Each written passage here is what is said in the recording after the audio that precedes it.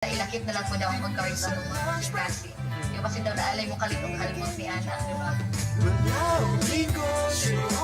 Pagsulod mo sa sundalo, that is service, not employment. Make self-sacrifices in the name of our country. So in the name of the flag. Lunch Break with Attorney Ken Tamala and Attorney Geoff Namalata. Sabado, 11:30 sa buntag hanggang 12:30 sa hapon sa RPN TV5 o DXKO Radio.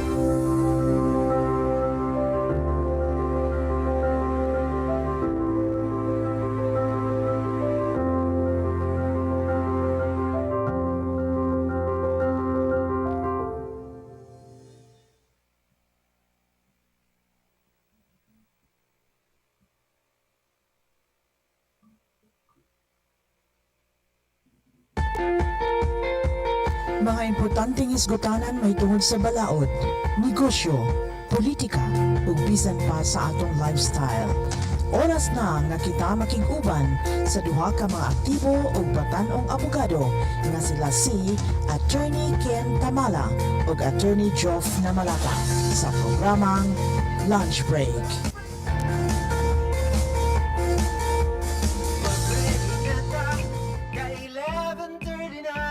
Abogado nga ambungan nga duha.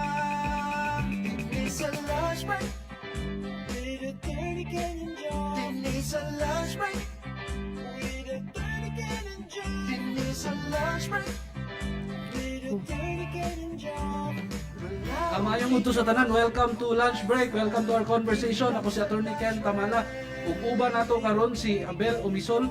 So ladies and gentlemen, live ta diri karon sa RPN TV5 ug DXKO Radio. Ug today is September 11, 2001. So murag medyo hangos kay akong mask, ladies and gentlemen, pero the fact that this is the 20th year before we proceed sa atong guest of that incident in New York, murag it was the kind of incident that changed the face of the world. So hopefully lesson learning nato na, ladies and gentlemen, na magkahiusaw, magkasinabot ang tanan para wala na ning anak na atrocities o gira o unsa pa ba nang diha. So ladies and gentlemen, let us proceed sa atong first guest. Ang atong guest isa ka inspiring philosophy professor from Xavier University, Sir Joseph Bibal. Sir, maayong udto. Welcome to Lunch Break. Maayong udto sa inyong tanan.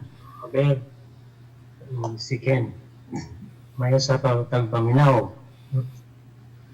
So una sa tanan sir, no, daghang kayong salamat sa sa pagsugot sa among imbitasyon na mo mo misita ka diri karon sa lunch break. Pero sir, before we proceed, our first question siguro is, as an inspiring and a very popular professor for so long a time in Xavier University, sir, kinsa man si Sir Joseph Bibal, si Professor Joseph Bibal? Ano, tao, no, pagkaban na, nakig-bisog, nag-appeal sa kinahanglan sa itong komunidad, no? Siguro, na ako post din akong four noble goals, no? At least, I'm promoting the four goals that we have to pursue, no? To live, to love, to learn, to serve. No? So this is a standard lesson I give to my students. No? This applies to our body, heart, mind, and soul. No? Kamura siguro na, no? That will summarize my major concern in life. No? Living, loving, learning, and serving. Sir, very nice point naman to living, loving, learning, and serving. So Serving. you before you actually became a professor in Xavier, you were also a student leader, right, sir? You were an Yes. assemblyman sa CSG, ug ikaw isa ka sa nag-organize sa Philosophy Club of Xavier University. So during that part of your life as a student leader in student governance, unsa man ang imong lessons nakuha, sir, ug imong nadala dire sa pagkahimong professor nimo? Really still engaged na, no? As human beings, we should be involved. No? I was really a anti-social human being when I was young. No? I had difficulties relating, but tao man ta, so na in love, so nanda magkuan, no? Magbakod sa akong galingon. And really, my challenge is really how to speak out. You know? And that started the whole journey. So I learned to practice my public speaking, and ultimately it expanded from personal relationships to the public world. You know? So actually, an involvement sa student tree was not really my plan. No? Na-notice lang siguro sa akong mga classmate way back in high school, and I was endorsed. No? Nominate ka for a position, and that studied it all. No? The same thing in college. No? People identify you as being able to speak out in the classroom, and they identify you.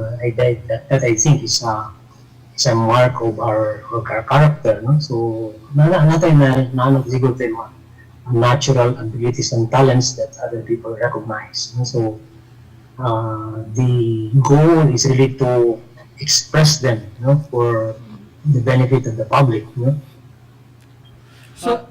So sir, nganong philosophy man imong gi-prefer nga subject nga i-take o itudlo nimo sa imong mga students?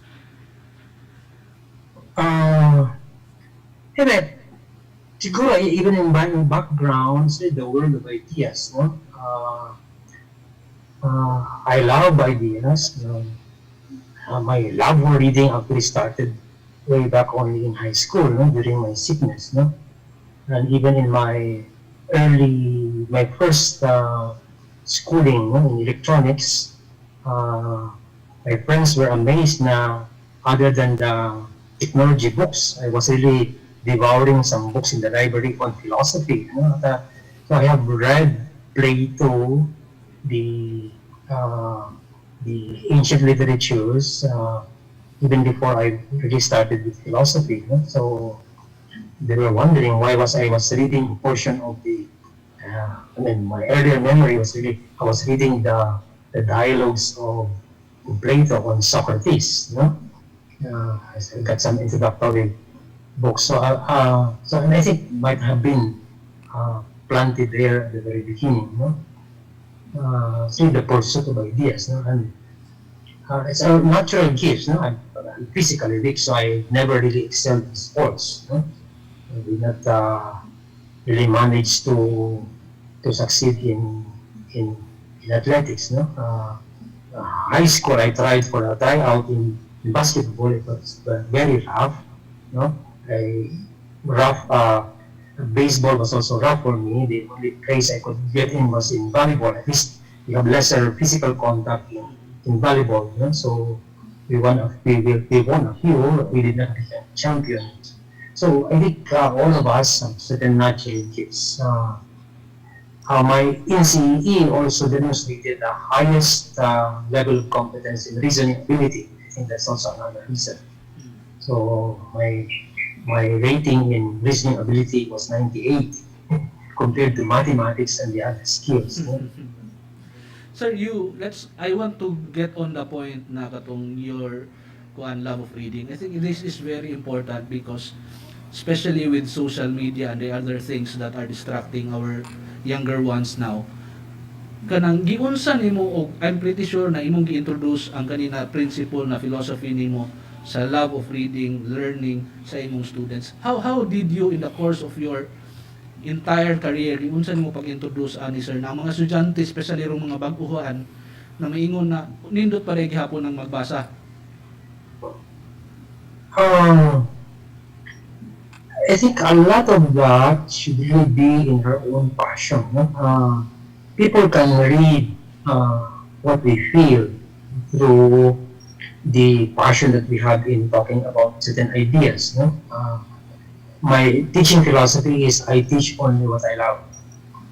So if the topic is really boring, never really attempt to teach it. So it's important for the teacher to first love the ideas.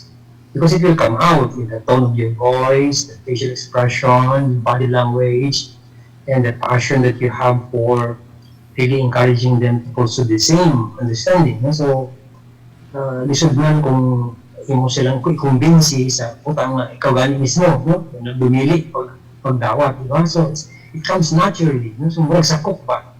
Lisod pagkaon mo sa imong mga guest ang luto nga dili ganin mo lang tilawan o malamihan. So I think that's the whole spirit in learning, that we enjoy the whole pursuit in the classroom so that we can encourage students to learn. And I have also said to my class that the best teachers were also the best students.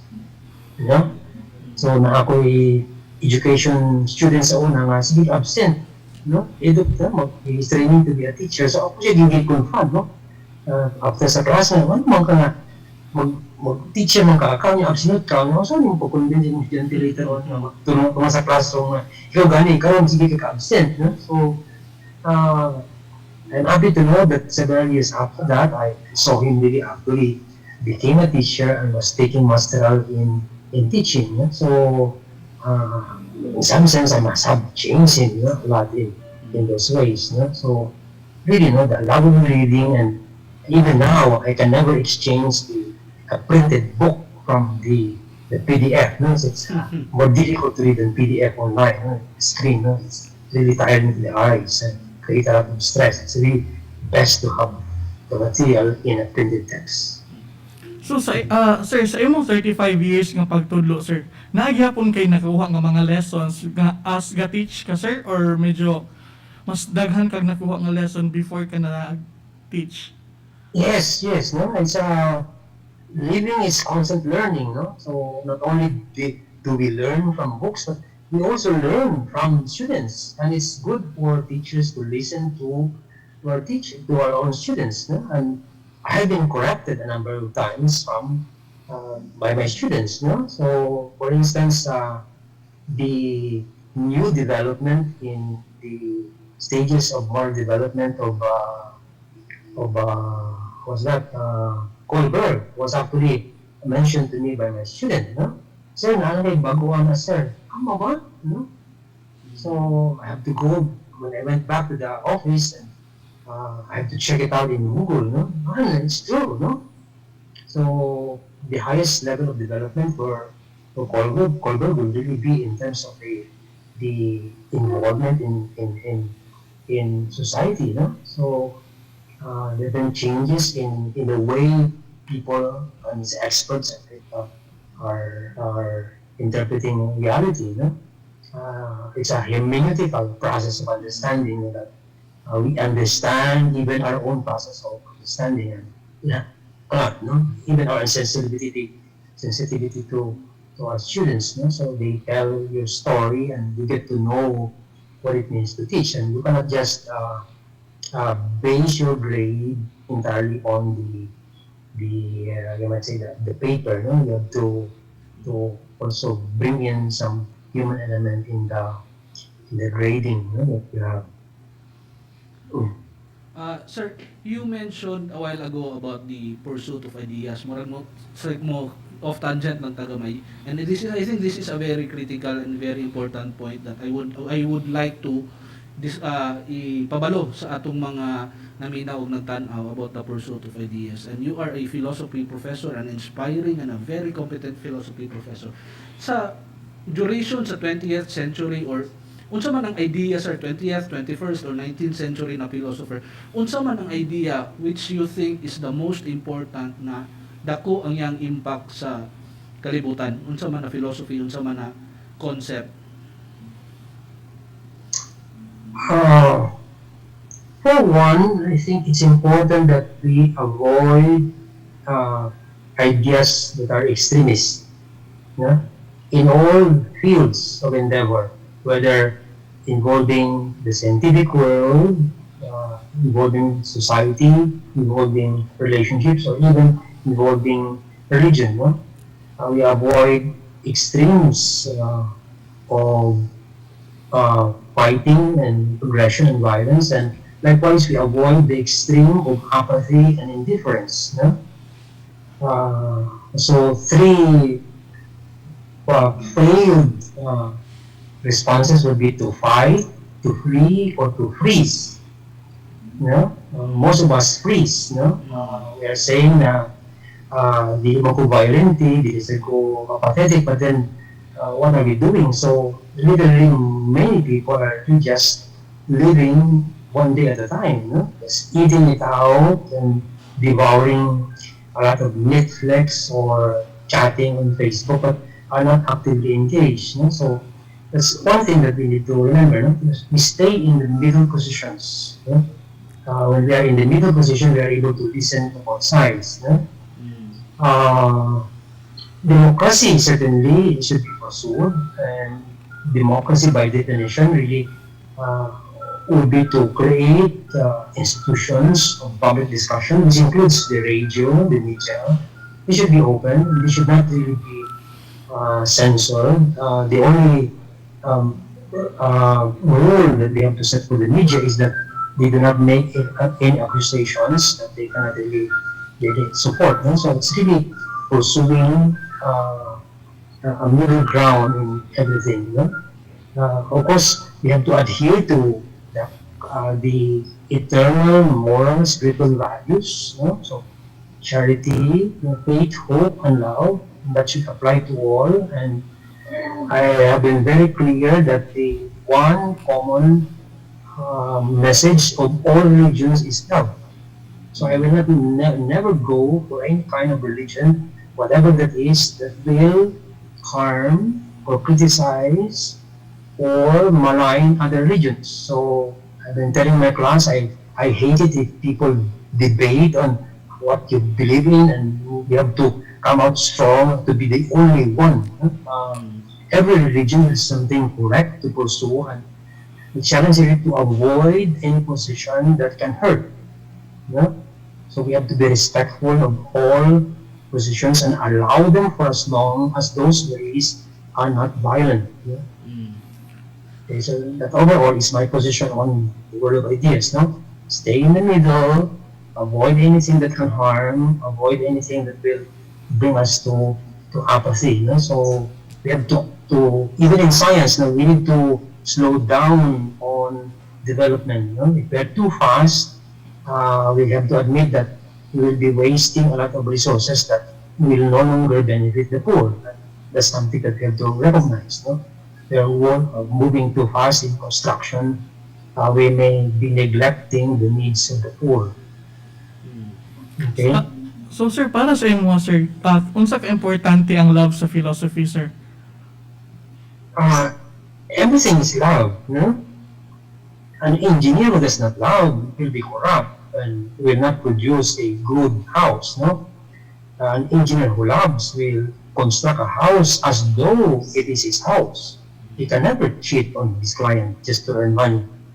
Yeah? A scientist the same can never produce a drug or a vaccine that he knows is not effective and produce it just for the sake of money. No?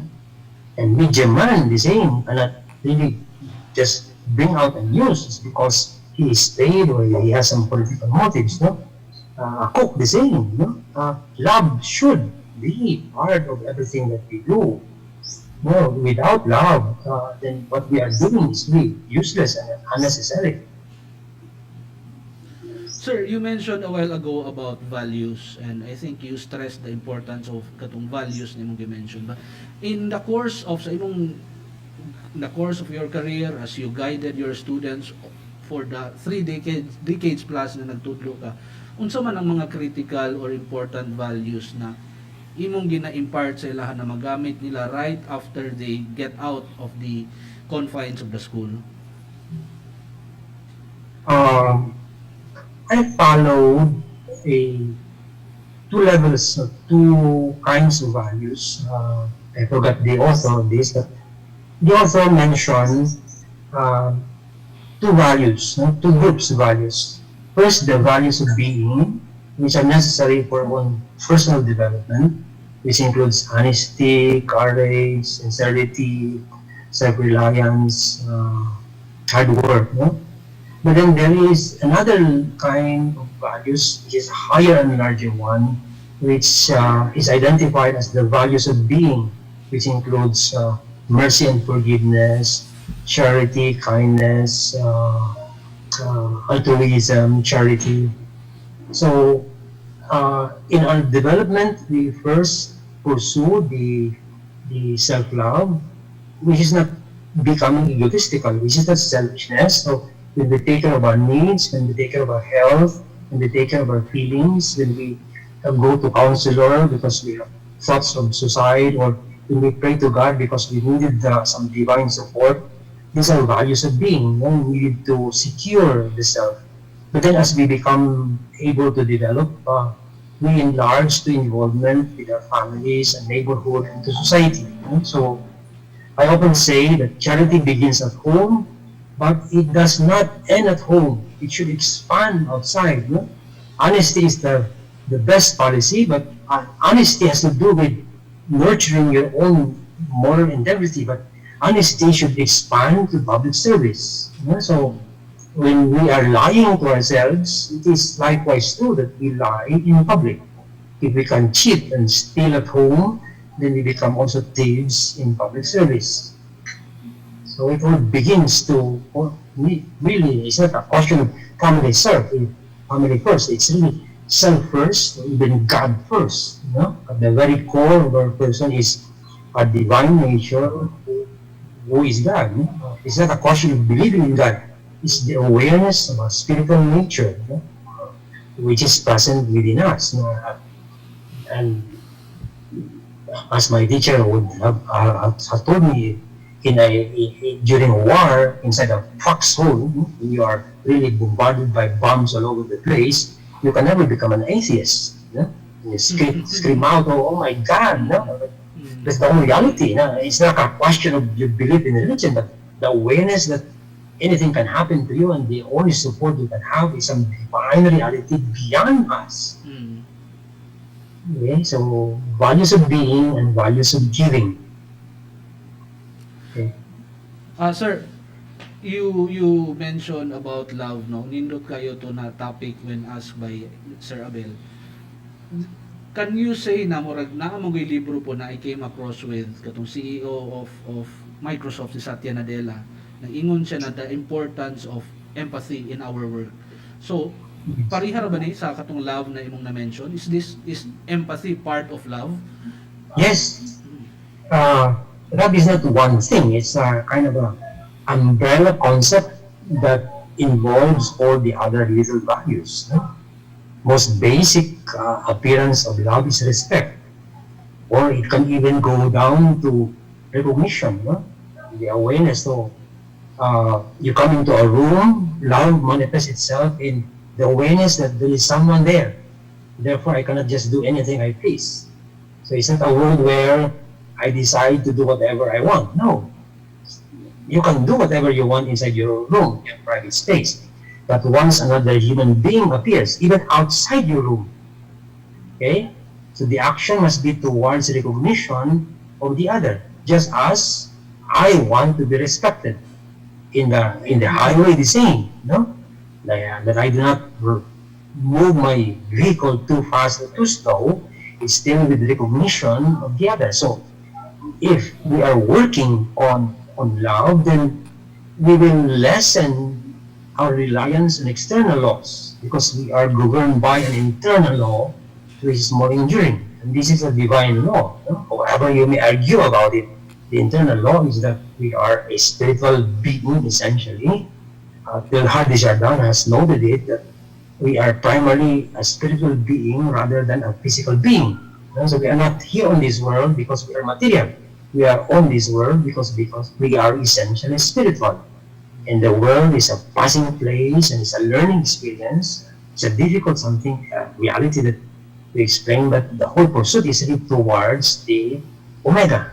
We go back to God, however we understand God to be. And so, Bathala, Vishnu, Brahma, whatever, but there is an awareness of a spiritual reality that is higher than any human being or society.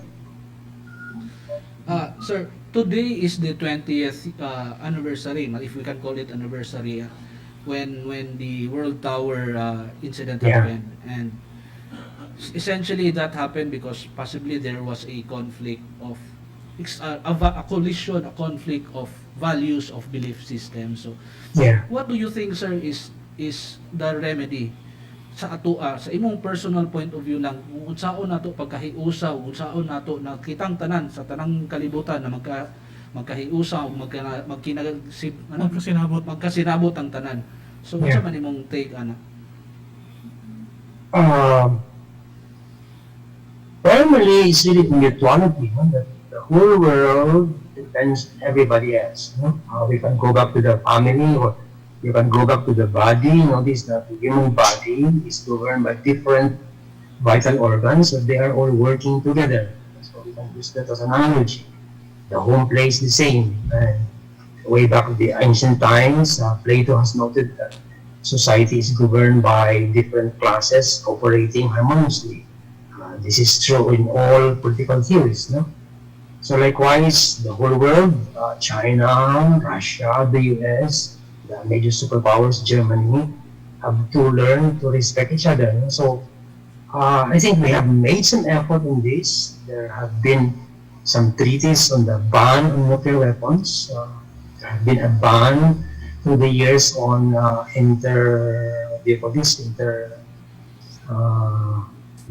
this high-range super weapons, but it's difficult to still control the countries that have been, like you might say, arrogant, like North Korea, in building up the weapons. And really, the whole pursuit is really for countries all over the world, the superpowers, really to begin to dismantle these really weapons of mass destruction. Because if we are dumping nuclear weapons, and Russia and the US and China knows this, there'll be no safe place to go.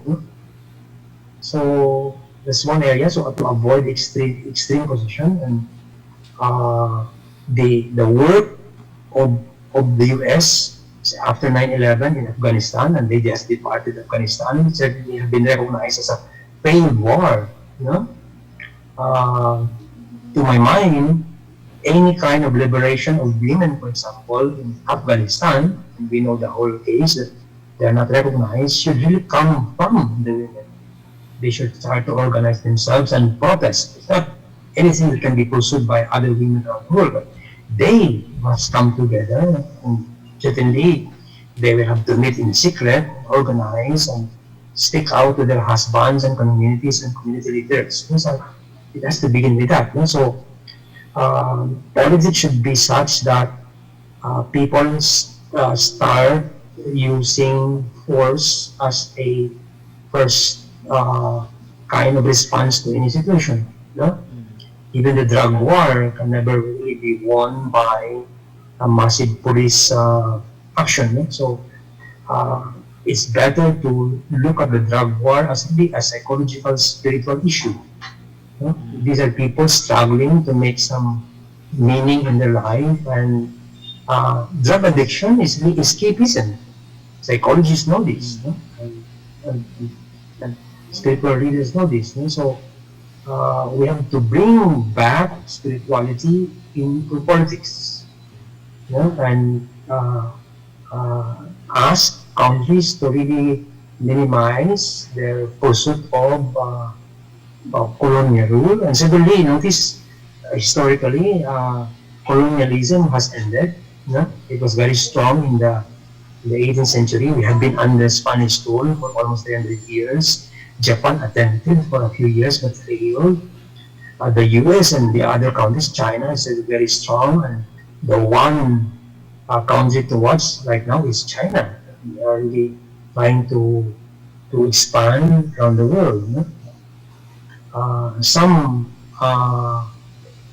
caution should be on in all of these superpowers in their attempt to become very influential in other countries. No? So that I think, no? And then of course we have to respect international laws, and I think you lawyers recognize that, and it's a struggle that we have with China, and the rule has been made already that we do have rights over the Strathclyde Islands and the surrounding the West Philippine Sea. No? China and the other countries have to recognize that. It's very obvious that these occupied islands belong to the Philippines, no? By virtue of vicinity. No? So, sir, murag na hurot na atong oras, no? And very, very well said to, thank you so much, very well said to imong last point. But before we formally end ni ato ang segment, sir, unsa ang pwede may mangayo na lang palihog sa imong parting words, sa inspiring words? You are a very inspiring professor, well-known professor to have guided and inspired so many students all throughout the years. So, unsa man ang imo ang parting words, sir, sa imong mga students karon or mga students pohon? Parting words would really be to live a life of balance, no? Physical, social, mental, and spiritual. No? So again, it goes back to the goals that I pursue, no? Living, loving, learning, and serving. No? So you cannot just be enjoying your eating. I do not post food on Facebook. No? You cannot also be just a lover. You cannot just be a bookworm. You cannot just be praying. So all of this must be pursued in balance. Live, love, learn, and serve. And that's the whole key to happiness in everything that we do. Living, loving, learning, and serving. So thank you. Okay. Daghan kayong salamat, sir. Salamat sir sa pagdawat sa among invitation o pag-anhi karon sa lunch break. So we hope to see you pohon, sir, in Ayun. person so that we can try to converse more about your ideas. Yeah. So, sir, On other again, topics. daghang salamat. See you pohon. Ladies and gentlemen, that was Sir Joseph Bibal of Xavier University, an inspiring professor that who touched, molded, guided the lives of so many students for 3 decades. And to tell you the truth, mao gini siya, very popular and very, very inspiring, ladies and gentlemen. So, hulati lang ni palihog, ladies and gentlemen, for our second segment, we will talk about investments, about financial planning, about essentially taking control of our financial resources. Sa atong sunod na segment, hulati lang ni palihog, and we will be back in a while, mga ka-lunch break. With a dirty getting job, mag-ready na ta, ka-11:30.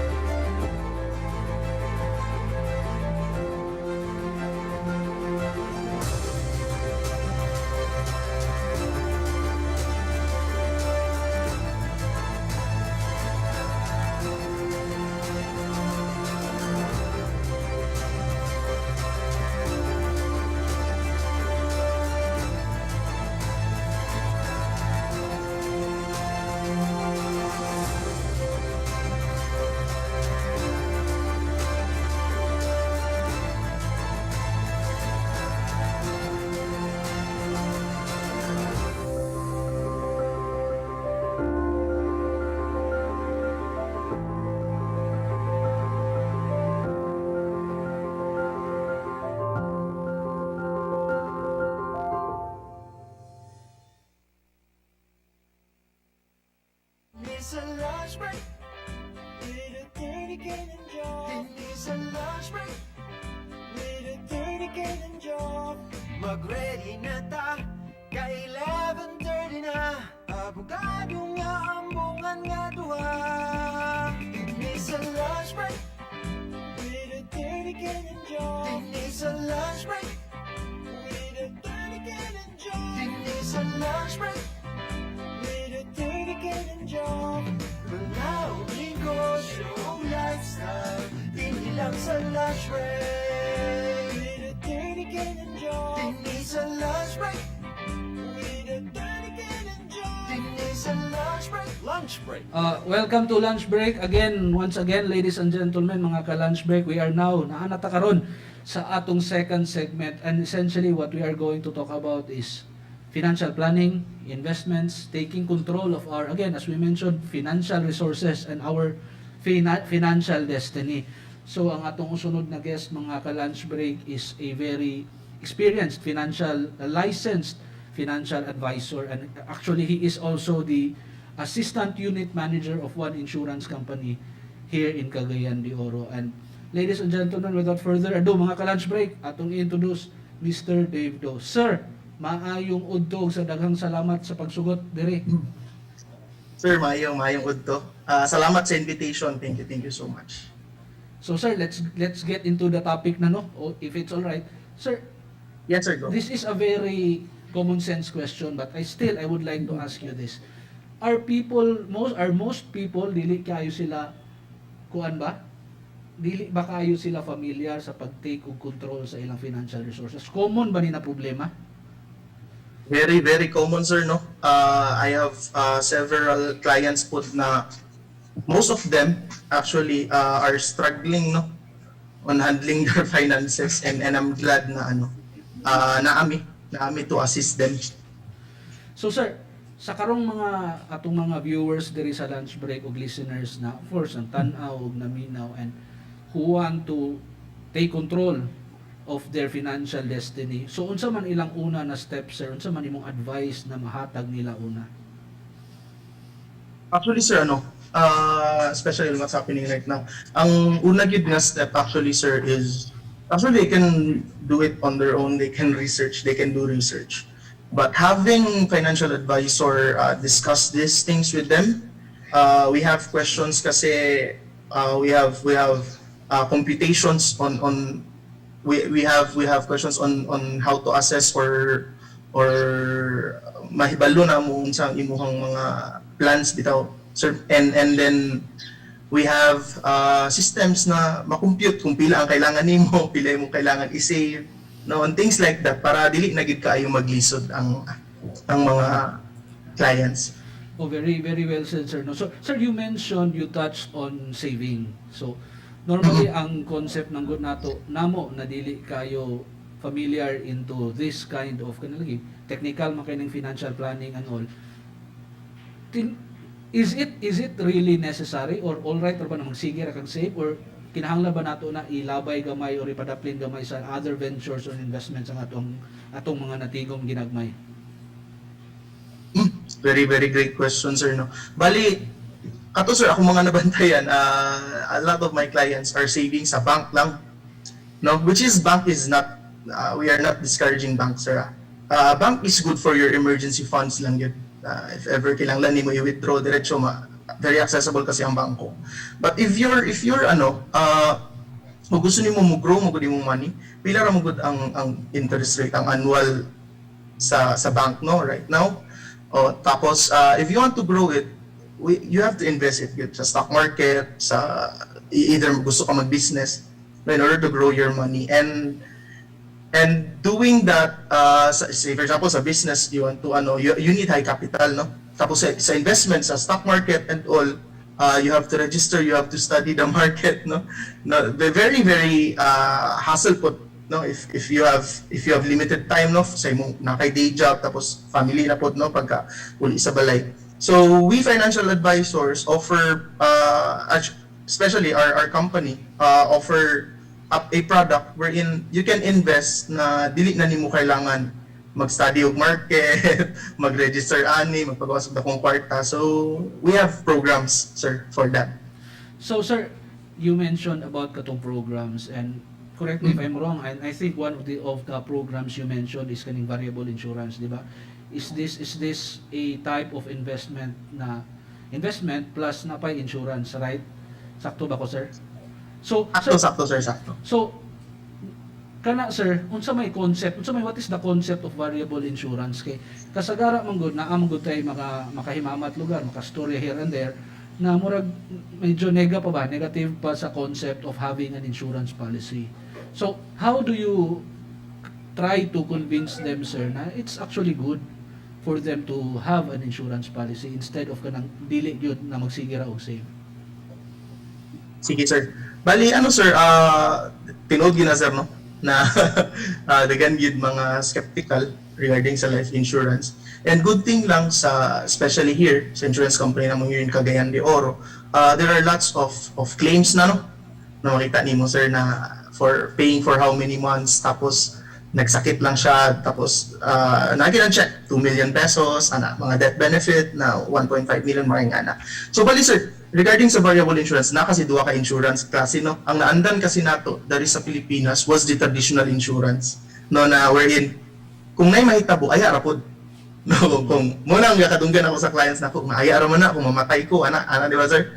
So bali, our company initiated a program wherein the variable insurance or the insurables, wherein kung walay mahitabo sa imo, you can use it as a retirement, no, pampalit sa balay, sakyanan, dili mapadulong imong kwarta sa wala lang, bali i-invest siya, imong ginahulog is investment. So at the same time, protected ka, tapos ga-build ka og savings nimo through stock market or depende kung asa nimo gusto ibutang, sa local or international stocks, managed fund, money fund. So it depends on the client, depende po sa interview, no, kay na kasi may investment profiling na kung unsay mong gusto gyud, kung asa ka mo bagay nga investment nga.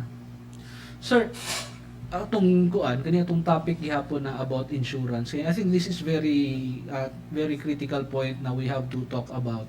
Kay kana laging concept na dili pa kayo into that, dili pa kayo accepting and open to having an insurance. In the course of your career, and you have a high position there in your company, unsaon man nimo in person when you talk with your clients or your prospects, especially kanang naay thinking nagahi gyud kaayo, unsaon man nimo pagpahumok ng ilang kasing-kasing, unsaon man nimo pagpasabot sa ilahan na this is for you and this is not just something na walay pulos? Kana siya, sir, kuan ko makatubag gid ka. So kuan lang gid, sir. First is knowing their priorities yun, tapos on how mautan ako, sir, on how they can achieve it, no? And most of them are saying mag-save ko ani sa bangko, gusto kong mag-retire og 10 million. So pag basic computation lang, pag compute na mo, very impossible lang yang gusto i-achieve kay ang yang sweldo dili gid kay nga nakadako. So what I do is present a proposal na makita gyud niya dadto ang projection fund niya in the near future, no? Tapos also letting him or her realize na, especially right now happening sa atuwa karon this pandemic, especially last year, sir, no, na daga nag-close na business companies tapos wala kay work, no? So dato na to na feel nga murag nag-retire ta, early retirement atong na-feel, and or disabled ta, and all we can do is trust our savings lang yun in the government sa ilang mga ayuda, no? So if you have not saved enough, sir, try to experience it. Last year, dagan kayo gapo sa Facebook, I have lots of friends na wala gyud nakasave, no? And they are having problem kasi dili pwede mo gawas, sir, di ba? So what we do is prepare our clients for that, no? Prepare for the uncertainties, prepare for the retirements. Ingana, sir, ang amuang work yun. And most of the time, when explained well, they will understand man po nganong importante siya. And it's a win-win situation. Again, muna may pa-realize, it's a win-win situation because if something were to happen, death, disability, accident, critical illness, you will get something naman. And if not, you can withdraw. You can withdraw your cash, no? So, ingana siya, sir. It's a win-win situation for them. So, sir, follow-up question lang, di ba na-mention nato katong skeptical and medyo negative sa kaning concept of having an insurance. Naapoy mo rag in the middle na nag-ingon na gusto ko pero dili man ko ka-afford. I think having insurance is only for those high earners. Tinuod ba ni sir? Kana po sir, very ano din na sa isa na siya sa myth sa life insurance. Actually, those high earner don't need insurance lagi sir, for me. Kasi they can afford when they get sick, they can afford the laboratories, they can afford the medicines and the regular rate. They're the ones who need life insurance, and insurance is not expensive, sir. Insurance is not expensive. Many of people are assuming that it is expensive, but no. I have clients na work as a service crew sa McDo. I have clients na dili pa gani regular sa work but can afford. So actually it always depends on the client, sir, on how you actually kung unsa nimo ka-love yung family, you will realize the importance of this. You will realize the importance of this. And kung dili niya afford, most of my clients dili afford, sir. Most of my clients dili afford. But they can get kanang mga basic lang sa sir ba. Tapos over time next year if ma-increasean dugang until we attain their financial goal, no. No, say for example they want to have 10 million pesos retirement. No, and in order to save for 10 million pesos retirement, they have to save at least 10,000 pesos per month. So, dili pa man niya ma-afford ang 10,000 pesos per month. All I can do, Dave, is save 2,000 pesos per month lang. So, we can do that. Tapos, over time, until we achieve that, next year, magdugang ka 2,000, next year, magdugang ka 2,000. Until we attain the 10,000 pesos, then, it's okay naman, sir. Sir, in the course of your without naming names and giving details, if it's all right, can you give us a story, a narrative somehow of kana bitawng imong isa ka kliyente na katod medyo skeptical ni dawat sa policy ug simbako na ang yun nahitabo unfortunately ug unsa epekto ani sa iyang kinabuhi ug sa iyang pamilya? Sige ka na, sir. Last year during this pandemic, I have a friend na nag-message ako and he's working sa Singapore at that time. Gi-message ko niya and then he was working for in Singapore for 8 years na and he saved quite a lot, no? Kasi pampalit sa iyang balay dari sa Cagayan de Oro, mga balay og yuta, no? So medyo mahal yun. Tapos naka-share siya na nagsakit iyang mama, no? Sakit niya mama, it was cancer. And last year, October, she passed away. Tapos in less than a year, naurot gili ang savings and nautangan pa siya. So, kato lang sir, iyang lesson in life in November last year. So what he did was, since he's an only child, tapos breadwinner, siya gasalig iyang mama ug papa, he got an insurance for his father. No, and for himself. So last year niuli man siya og Philippines. So he got an insurance for himself and also his father, no, to prevent the financial crisis na pud. Na sayang kayo iyang gitrabahoan mo, sir, for 8 years nga tigom. Tapos gihurot ra for 10 months. So nga na among work na to prevent financial setbacks, no. Kay dili man nato anticipate sir, no, ang mga mahitabo sakto ba? Dili gid sir. Sir, naapoy laing point of view na murag naapoy mga nagtuo man na katulagi diri sa nega, then sunod sa katong giingon gusto pero dili sila ka-afford. Then naapoy arang lugar diri gusto gyud sila na decided but mahadlok sila og hatag og kuha og insurance policy kay di ba long term na long term or medium term kay basin at the end of the term sa ilang palisiya mabankrupt or mapurdoy na ang kumpanya. So, how do you answer this question, sir? Sige ka na. Familiar, gapon sir, familiar. Balik ka na, sir, is our company has been around for almost 173 years naman po, no? And I don't think nga kanang inga na siya, no? Basta-basta ma-bankrupt, no? Because kana lagi due to the longevity sa ato ang company. Tapos what I tell them, good sir, is the statistics, no, sa release sa claims, wherein si PruLife, our company is say for example last year we're number 1 sa Philippines, sir, no, sa insurance company. And then good sir, I explained it to them very well na wala sila dapat ikahadlok no na basin nga na ang mahitabo. And also we have ano naman sir, in technical terms, we have an insurance naman din sa sa pro-life na if ever something were to happen, dili gid malikayan no. So we have a backup plan po na makasuffice sa ilaha. Okay, sir, very well said. No, sir, diri na po ta sa lain na po na point of view na niingon sila na kani makuha na gyud ko. Nakasabot na ko sa concept of an insurance, of an investment, katong all the nega thoughts and whatever, wala na to sa kung huna. Pero akong problema karon is how do I choose the right company and how do I choose the right agent? So, unsa man ang imong ma-advise ana sir? Unsa may mga points na pwede nimo mahatag sa mga nagtan-aw nato karon ug naminaw? Sige sir. Actually nga na no daghan man ka ng ga window shopping. Window shopping ang sa mga insurance no kung kinsa gyud unsa gyud may insurance company ang nindot, unsa nga product o kinsa nga agent ang ilang gusto magkuhan sa ila. So first sir is kung sa insurance company they can choose, wala may difference gyud ang tanan no. Ang 3,000 pesos nimo almost same ang death benefit tani, same death benefit dadto.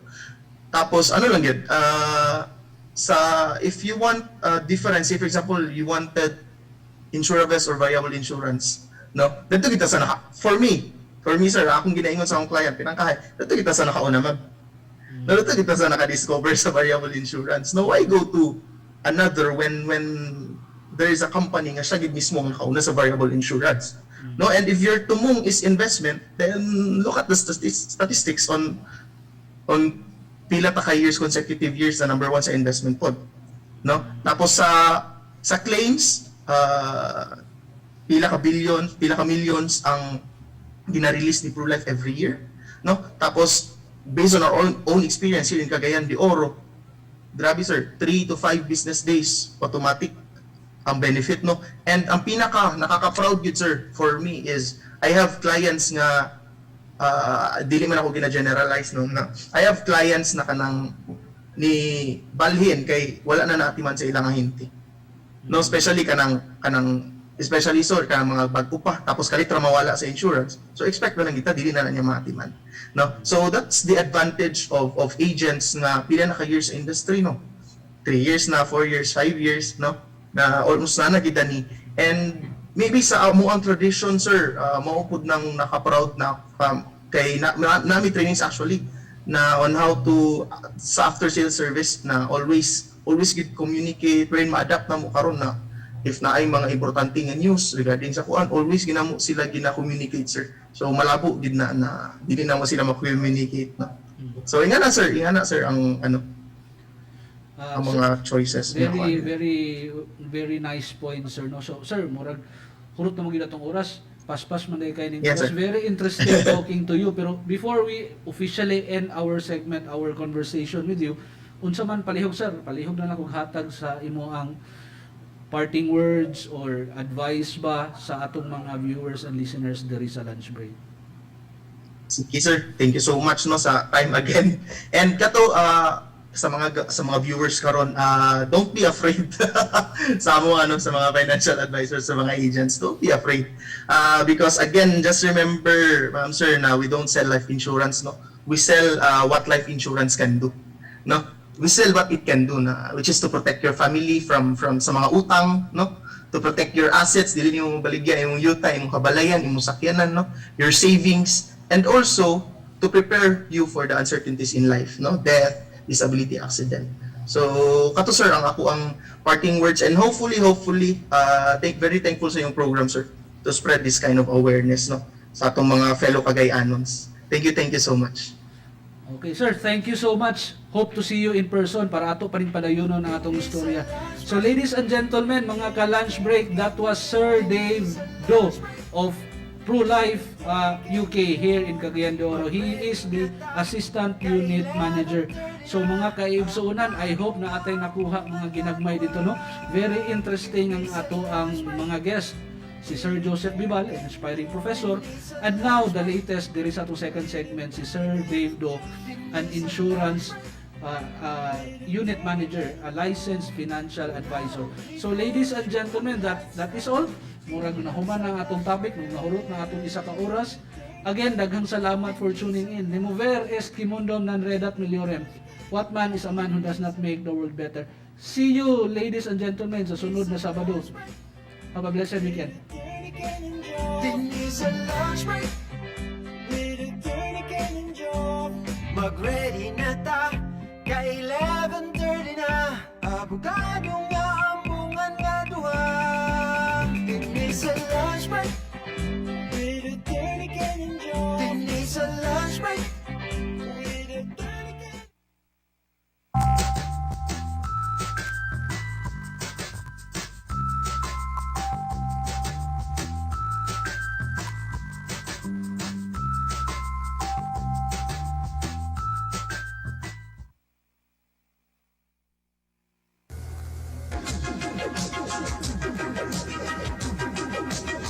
RPN, Radio Philippines Network Incorporated, DXPO.